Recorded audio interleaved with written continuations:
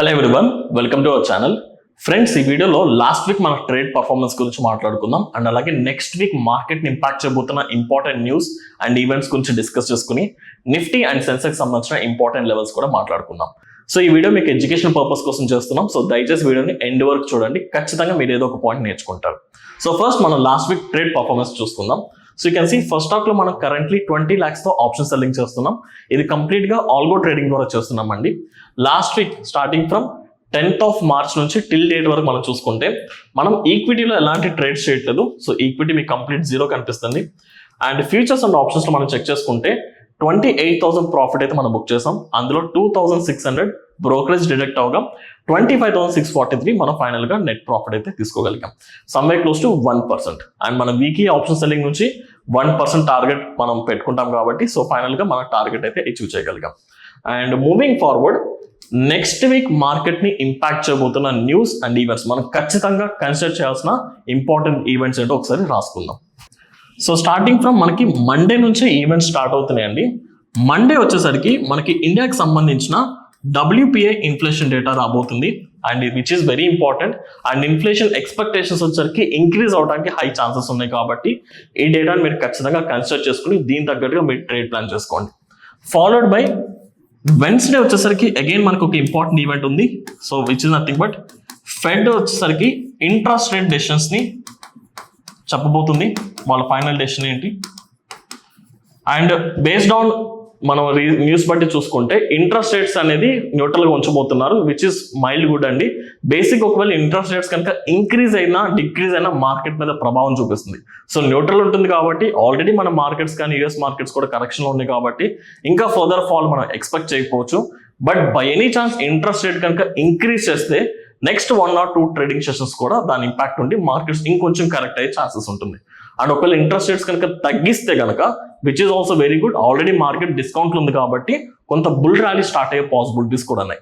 So Wednesday interest rates decision రాబోతుంది కాబట్టి so Wednesday like nothing but మీరు Wednesday ఏదైనా ఇంట్రాడే పొజిషన్స్ తీసుకుని క్లోజ్ చేసుకుంటే బెటర్. థర్స్డేకి ఎలాంటి పొజిషన్స్ క్యారీ ఫార్వర్డ్ చేయదు, బికాస్ నెక్స్ట్ వీక్ లో మోస్ట్ ఇంపార్టెంట్ ఈవెంట్ ఇదే కాబట్టి ఎలాంటి క్యారీ ఫార్వర్డ్ పొజిషన్స్ తీసుకోవద్దు. అండ్ ఇఫ్ పాసిబుల్ మండే కూడా ఏం పొజిషన్స్ తీసుకున్నా ఇంట్రాడేకి క్లోజ్ చేసుకోండి. అండ్ థర్స్డే వచ్చేసరికి again we have another important event. So Fed press meet జరగబోతుందండి. సో ఈ ప్రెస్ మీట్ లో నెక్స్ట్ ఫర్దర్ గా ఫెడ్ ఇంట్రెస్ట్ రేట్ సంబంధించిన ఫ్యూచర్ అవుట్లుక్ కూడా డిస్కస్ చేయబోతుంది అండ్ కొన్ని ఎకనామిక్ ప్రొజెక్షన్స్ కూడా రిలీజ్ చేయబోతుంది కాబట్టి ఈ 2 days మీరు ఈవెంట్స్ ని ఫాలో అవుతూ దాని తగ్గట్టుగా దాని అవుట్పుట్ తగ్గట్టుగా ట్రేడింగ్ డెసిషన్స్ తీసుకోండి. ఖచ్చితంగా ఈవెంట్స్ ని ఇగ్నోర్ చేస్తూ మీరు ఎప్పుడు ట్రేడింగ్ ప్లాన్ చేయొద్దు. ఈవెంట్స్ ఉన్నప్పుడు మీరు ప్రైస్ యాక్షన్ ఎంత ఫాలో అయినా ఎంత రైట్ స్ట్రాటజీ ఇంప్లై చేసినా సరే ఖచ్చితంగా మార్కెట్ లో ఇంపాక్ట్ వస్తుంది. మీ స్ట్రాటజీ వాలటిలిటీ వల్ల లాసెస్ లోకి వెళ్ళే ఛాన్సెస్ కూడా ఉంటాయి. సో దీని తగ్గట్టుగా మీ ట్రేడింగ్ డెసిషన్స్ తీసుకోండి.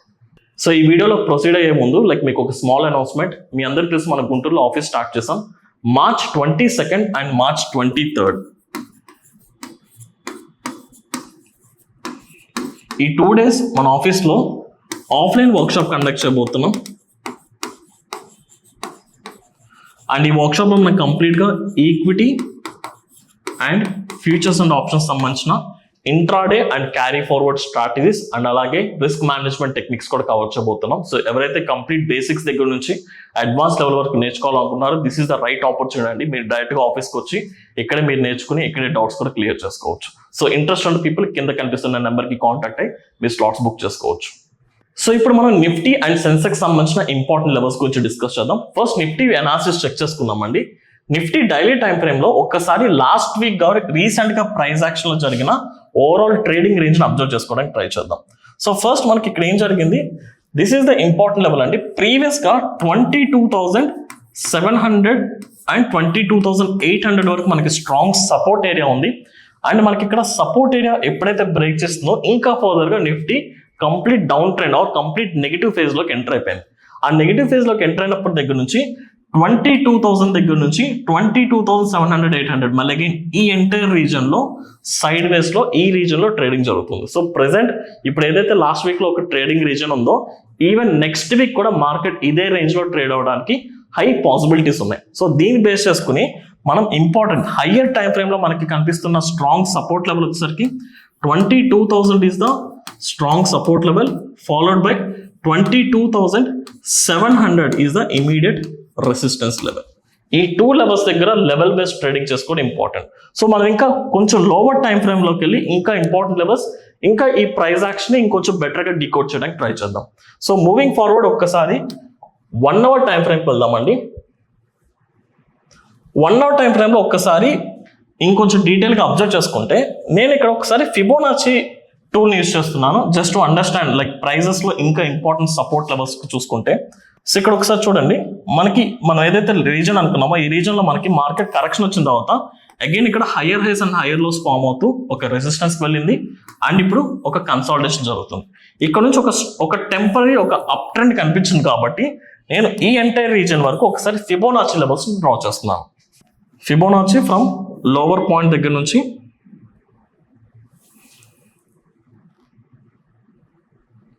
హయ్యర్ పాయింట్ కనెక్ట్ చేసుకుంటే మీకు ఎగ్జాక్ట్గా మన 0.5 రీటెస్ట్ వరకు చెక్ చేసుకోండి. సో 50% రీటెస్ట్ వరకు మనకు చూసుకుంటే ఇక్కడ మనకు ఒక సపోర్ట్ లెవెల్ అనేది ఎక్స్టెండ్ అయి ఉంది. Someway close to round figure 22,300 దగ్గర కూడా మనకు ఒక సపోర్ట్ ఉంది. సో ఈ లెవెల్ని కూడా మనం కన్సిడర్ చేసుకోవచ్చు. మార్కెట్లో ఒక సపోర్ట్ నుంచి రెసిస్టెన్స్ వరకు ప్రైస్ ట్రావెల్ అయింది, తర్వాత 50% రీటెస్ట్ దగ్గర మనకి ఒక టెంపరీ సపోర్ట్ కూడా తీసుకుంటుంది. సో దీన్ని బేస్ చేసుకుంటే మనం 22,300ని కూడా మనం ఒక సపోర్ట్ కింద కన్సిడర్ చేయొచ్చు. సో ఇప్పటి వరకు మనకు చూసుకుంటే 22,000 major support hire time frame లో, ఇమీడియట్ సపోర్ట్ వచ్చేసరికి 22,300 అండ్ ఇమీడియట్ రెసిస్టెన్స్ వచ్చేసరికి 22,700.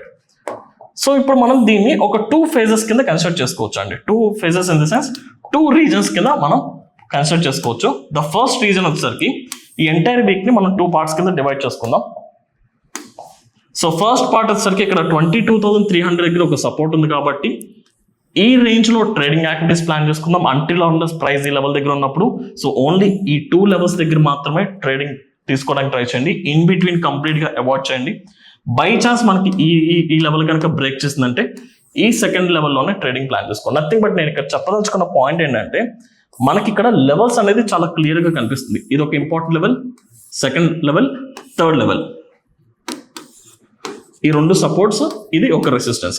ఓన్లీ లెవెల్ బేస్డ్ ట్రేడింగ్ మాత్రమే ప్లాన్ చేయండి. సో ప్రైస్ సపోర్ట్ దగ్గరకు వచ్చినప్పుడు అక్కడ జరిగే ప్రైస్ యాక్షన్ బట్టి మీరు ఇక్కడ మాత్రమే ఐదర్ బయింగ్ ఆర్ సెల్లింగ్ చేయండి, ఆర్ ఇక్కడ మాత్రమే బయింగ్ ఆర్ సెల్లింగ్, ఇక్కడ మాత్రమే బయింగ్ ఆర్ సెల్లింగ్. అంతేగాని ఇన్ బిట్వీన్ ఈ రీజన్ మధ్యలో కూడా ఏ ట్రేడ్ తీసుకోవద్దు. బికాస్ మీకు ఇక్కడ రీజన్స్ చాలా తక్కువ రీజన్ ఉంది. ఇంత తక్కువ రీజన్ లో మీరు మిడిల్ లో తీసుకుంటే ఖచ్చితంగా చాపీ మార్కెట్ లో left and right stop losses trigger అవుతాయి.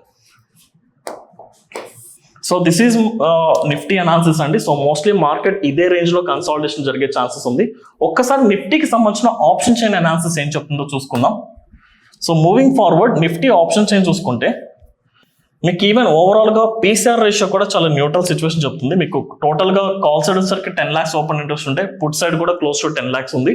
పీసీఆర్ రేషియో చాలా న్యూట్రల్ ఉంది. కానీ ఇక్కడ మీరు అబ్జర్వ్ చేయాల్సిన పాయింట్ ఏంటంటే మార్కెట్ లో రేంజ్ క్లారిటీ ఉన్నప్పుడు, ఈ రేంజ్ క్లారిటీ ఉన్నప్పుడు చాలా మంది ఆప్షన్ సెల్లర్స్ చేసే మిస్టేక్ ఏంటి, మిస్టేక్ అనుకోవడం కామన్ గా చేసే స్ట్రాటజీ.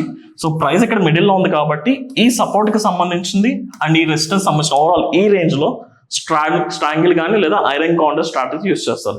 కానీ నేను సజెస్ట్ చేసేది ఇమ్మీడియట్ గా తీసుకోవద్దు. ఎందుకంటే ఒక్కసారి ఆప్షన్ చైన్ లో అవుట్ ఆఫ్ ది మనీ దగ్గర మీరు ప్రీమియమ్స్ చూడండి. So if you can see 22,400 మనకి ఇమీడియట్ గా ఎట్ ది మనీ స్ట్రైక్ చూసుకుంటే మీరు ఇక్కడ నుంచి ఒక 400 points డౌన్ సైడ్ వెళ్ళినా ప్రీమియమ్స్ చాలా తక్కువ ఉంది. అండ్ 400 points అప్ సైడ్ వెళ్ళినా సరే మీకు ప్రీమియమ్స్ అనేది కూడా 12, 17 ఇంకా 9 రూపీస్ 10 రూపీస్ ఉంది. ప్రీమియమ్స్ చాలా తక్కువ ఉన్నప్పుడు మనకి ఇంకా 4 ట్రేడింగ్ సెషన్స్ ఉన్నాయి.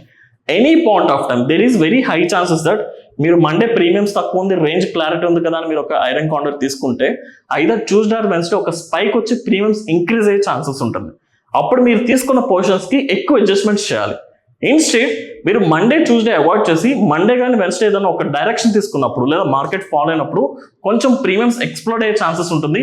ఆ ఎక్స్ప్లోడ్ అయినప్పుడు మీరు కనుక ఆ రేంజ్ తగ్గట్టు స్ట్రాంగిల్ కానీ ఐరన్ కౌంటర్ తీసుకుంటే కొంచెం అడ్జస్ట్మెంట్స్ తక్కువతో మీరు ఎక్స్పైరీలో బెటర్ ప్రాఫిట్ తీసుకునే ఛాన్స్ ఉంటుంది. కొంచెం out of the money premiums తక్కువ ఉన్నాయి కాబట్టి ఈ ట్రేడింగ్ డెసిషన్స్ తీసుకోవడానికి ట్రై చేయండి. అండ్ ఈవెన్ మనకి ఇక్కడ ఓపెన్ ఇంట్రెస్ట్ బట్టి చెక్ చేసుకున్నా సరే మనకి 22,700 దగ్గర లైక్ 65,000 ఓపెన్ ఇంట్రెస్ట్ ఉంది, which can be consider as immediate resistance followed by support వచ్చేసరికి 22,000 అండి. 1,24,000 ఓపెన్ ఇంట్రెస్ట్ ఉంది. ఇక్కడ కూడా ప్రీమియం అరౌండ్ 25 ఉంది. సో ఇది కొంచెం మీరు ఆలోచించుకుని దాని తగ్గట్టుగా ట్రేడింగ్ డెసిషన్స్ తీసుకోండి. And apart from that Sensex కూడా ఒకసారి చెక్ చేసుకుందాం.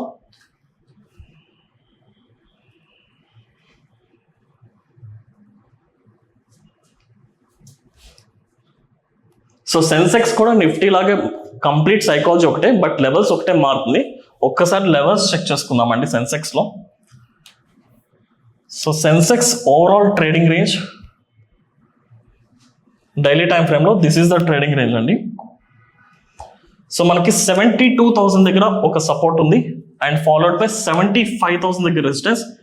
ఈ రీజన్లో మనకి ప్రైస్ ఫ్లక్చువేట్ అవుతుంది కాబట్టి ఈ రీజన్లో మీరు ఐరన్ కౌంటర్ తీసుకోవచ్చు.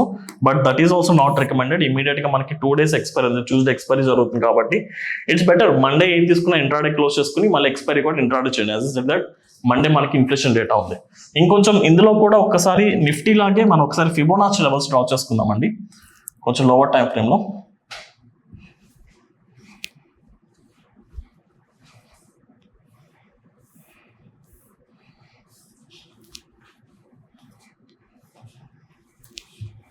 సో మనకి రీసెంట్గా వచ్చిన రీసెంట్ స్వింగ్లో దగ్గర నుంచి మళ్ళీ అగైన్ లాస్ట్ వీక్లో వచ్చిన హై పాయింట్ వరకు నేను ఫిబోనాచి డ్రా చేస్తున్నాను. ఇక్కడ మనం చూసుకుంటే 50% రీటెస్ట్ లెవెల్ ఎగ్జాక్ట్ మనకి ఈ పాయింట్ దగ్గర ఉందండి.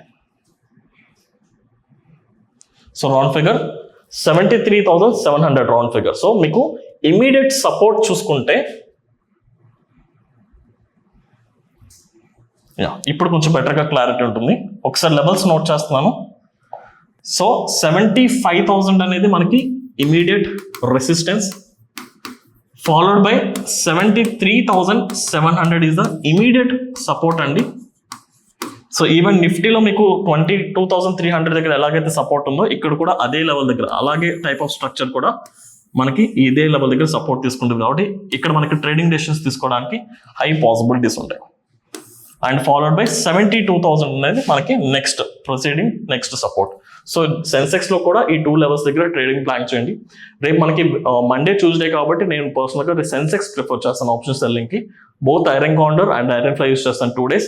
నేను రియాక్ట్ అవుతున్న లెవెల్స్ కూడా ఇంతే. ఓన్లీ ప్రైస్ ఎప్పుడైతే 73,700 ఆర్ 75,000 వెళ్తుందో అప్పుడు మాత్రమే ఆల్గోన్ ట్రిగర్ చేస్తాను.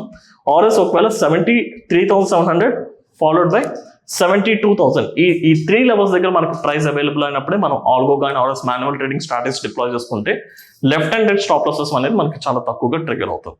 So based on that you can plan your trades. And మీ ట్రేడ్ ప్లాన్ ఏంటి అండ్ మీరు లెవెల్స్ ని ప్లాన్ చేసుకున్నారు కమెంట్ సెక్షన్ లో మెన్షన్ చేయండి. And apart from that if in case market లో కనుక ఈ వీక్ లో ఒక బుల్ ర్యాలీ కనుక స్టార్ట్ అయితే ఇమ్మీడియట్ గా మీరు స్టాక్స్ లో స్వింగ్ ట్రేడింగ్ స్టార్ట్ చేయొద్దు. ఎందుకంటే మనకి ఇది మార్చ్ ఎండ్ అండి, ఫైనాన్షియల్ ఎండింగ్ కాబట్టి ఈ 2 weeks వచ్చే మొమెంటం అనేది this is not the real trend. Maybe కొంతమంది బిగ్ ప్లేయర్స్ అవ్వచ్చు, మ్యూచువల్ ఫండ్ కంపెనీస్ అవ్వచ్చు, ఎవరైనా సరే మేబీ వాళ్ళ పోర్ట్ఫోలియోస్ ని అడ్జస్ట్ చేసే ప్రాసెస్ లో అంటే ఫైనాన్షియల్ ఎండింగ్ కాబట్టి పోర్ట్ఫోలియో అడ్జస్ట్ చేసే ప్రాసెస్ లో మీకు ఖచ్చితంగా ఒక ఐదర్ అప్ సైడ్ కానీ డౌన్ సైడ్ కానీ డైరెక్షన్ వచ్చే ఛాన్సెస్ ఉంటుంది. But this is not the real trend. Complete financial end అయిపోయినాక మనం ఏప్రిల్ నుంచి ఏదైతే ట్రెండ్ స్టార్ట్ అవుతుందో దాన్ని కన్సిడర్ చేసుకుని అప్పుడు స్టాక్స్ ఇన్వెస్ట్ చేసుకుంటే better, right? If in case ఈ వీడియో కనుక మీకు ఇన్ఫర్మేటివ్ అనిపిస్తే please hit the like button. అలాగే మీ ఒపీనియన్స్ ని కమెంట్ సెక్షన్ లో మెన్షన్ చేయండి. Thank you.